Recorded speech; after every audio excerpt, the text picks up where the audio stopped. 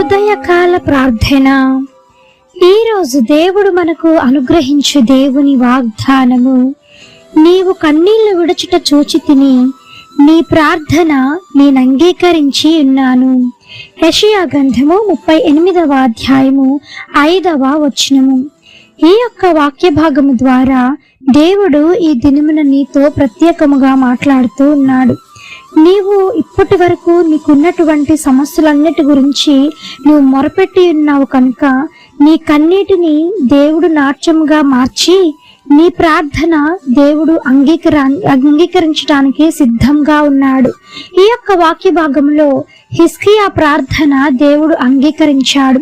హిజ్కియాకి మరణకరమైనటువంటి రోగము వచ్చినప్పుడు ప్రవక్త అయిన యెషయా ద్వారా దేవుడు పలికించినటువంటి మాటలు ఇవి. దేవుడు యెషయా ప్రవక్త ద్వారా హిజ్కియా రాజుకి నువ్వు మరణమైపోతావు, చనిపోతావు అని చెప్పినప్పుడు అతను హిజ్కియా ఉన్న చోటనే ఉండి దేవునికి మొరపెట్టాడు, కన్నీటితో అడిగాడు, ప్రార్థించాడు. ఎప్పుడైతే ఆ విధముగా కన్నీటి ప్రార్థన హిజ్కియా చేశాడో దేవుడు హిజ్కియా ప్రార్థన విన్నాడు. మరలా అదే యెషయా ప్రవక్త ద్వారా హిజ్కియాతో మంచి ప్రవచనాన్ని దేవుడు ఇచ్చాడు. ఇంతకు మించినటువంటి ఆశీర్వాదాన్ని, ఇంకా 15 సంవత్సరాల ఆయుష్ను దేవుడు మరలా హిజ్కియాకి అనుగ్రహించాడు. ఎంత గొప్ప ధన్యత హిజ్కియా రాజు పొందుకున్నాడు అనంటే అతను కార్చినటువంటి కన్నీరు మాత్రమే అతనికి సహాయపడింది. మరి హిజ్కియా తన ఆయుష్ను పొడిగించుకున్నాడు, తన రోగాన్ని దేవుని ద్వారా తొలగించుకున్నాడు. మరి ఈ దినమున నీవు ఏ పరిస్థితుల్లో ఉన్నావో ఆ పరిస్థితుల్లో నుంచి నీవు బయటపడడానికి నీవు కూడా కన్నీటితో అడుగు, హృదయపూర్వకంగా అడుగు. నీ కన్నీటినంతటిని దేవుని పాదముల యొద్ద కుమ్మరించి, దేవా నేను నా నీతిని బట్టి కాదయ్యా, నీ నీతిని బట్టి నాకు సహాయం చేయవా, నన్ను మీరు పరీక్షించి పరిశోధించి ఉన్నారు కదయ్యా, ఒక్కసారి ఇంకొక అవకాశాన్ని నాకు ఇవ్వండి తండ్రి అని నీవు ఒక్కసారి కన్నీటితో దేవుని ప్రార్థన చేసి అడుగు. హిజ్కియాకి ఆయుష్ను పొడిగించిన దేవుడు ఈ దినమున నువ్వు ఏ స్థితిలో ఉన్నావో నాకైతే తెలియదు, కానీ నీ ఉన్న స్థితిలో నుంచి దేవుడు మార్పును చేయగలటువంటి గొప్ప సమర్థుడు కనుక నీ జీవితాన్ని దేవుడు మార్చబోతున్నాడు. నీ ఆయుష్ను కూడా పెంచుతున్నాడు. నీకున్నటువంటి రోగమును కూడా దేవుడు తీసివేసి నీకు అరికాలు మొదలుకొని నడినెత్తి వరకు సంపూర్ణమైన విడుదల కలుగు చేసి ఉన్నాడు.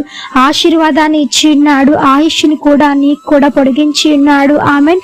ఈ యొక్క వాగ్దానము ప్రతి ఒక్కరి జీవితంలో నెరవేరాలని కోరుకుంటూ అందరం కలిసి ప్రార్థన చేద్దాం. ప్రార్థన. మమ్మలను మిక్కిలిగా ప్రేమించిన మా ప్రియ పరలోకపు తండ్రి, మీ ఘనమైన పాదములకు వేలాది వందనములు, స్తుతి స్తోత్రం చెల్లిస్తున్నాం దేవా. ఆశ్చర్యకరుడవు, ఆలోచనకర్తవు, జీవాధిపత్య మీకు స్తోత్రం తండ్రి. పరిశుద్ధుడు పరిశుద్ధుడు పరిశుద్ధుడు అని నిత్యము సకల దూతల చేత కొనియాడబడుచున్న తండ్రి మీకు స్తోత్రం దేవా. హిజ్కియాకి ఆయుష్ పొడిగించి ఉన్నారు, అతని కన్నీటి ప్రార్థన విని ఉన్నారు. అదే విధముగా ఈ దినమున ఎంతమంది కన్నీటితో మిమ్మల్ని అడుగుతూ ఉన్నారు, అట్టి వారి ప్రార్థన మీరు అంగీకరించి వారి జీవితంలో ఉన్న బలహీనతలు కూడా మీరు తీసివేయండి తండ్రి. ఎంతమంది ఈ దినమున బలహీనతలతోనూ తరగని రోగాలతోనూ దేవా మరి కుమిలిపోతూ బాధపడుతూ ఉన్నారు, అట్టి వారిని ప్రత్యేకంగా మీ చేతులకు అప్పగిస్తూ ఉన్నాను తండ్రి. వారి పక్షమును ప్రార్థిస్తూ ఉంటుండగా కార్యము జరిగించవా నాయన. సంపూర్ణమైన స్వస్థత కలుగునుగాక యేసు నామములో. వారి మీద ఉన్నటువంటి ప్రతి ఒక్క బలహీనత తొలగిపోవునుగాక యేసు నామములో. వారి ప్రార్థన అంగీకరించబడునుగాక యేసు నామములో. సహాయం చేసినందుకై, వారిని ముట్టినందుకై, ఆయుష్ను పొడిగించినందుకై మీకు వేలాది వందనములు, స్తుతి స్తోత్రం చెల్లిస్తున్నాం తండ్రి. ఆర్థిక సమస్యల నుంచి విడుదల కలిగించండి, బలహీనలకు బలం చేకూర్చండి, రోగులను మీరు ముట్టండి, స్వస్థపరచండి, మరణ పడకలో ఉన్న వారిని లేవనెత్తండి, వివాహాలు జరిగించండి దేవా. మీ బిడ్డలు లేని వారి గర్భాలను తెరవండి యేసు నామములో. సహాయం చేయమని వేడుకుంటున్నాం తండ్రి. వ్యసనాల భార్య నుంచి విడుదల కలిగించండి.